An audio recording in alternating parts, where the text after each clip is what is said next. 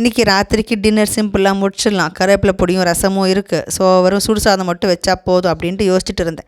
இவர் வீட்டுக்கு வந்தது இது மாதிரி ஒரு ஹஸ்பண்ட் அண்ட் ஒய்ஃப் வந்து ஆஃபீஸில் அவரை மீட் பண்ண வந்திருக்காங்க. ஆல்ரெடி அவரோட ஃப்ரெண்டு தான்.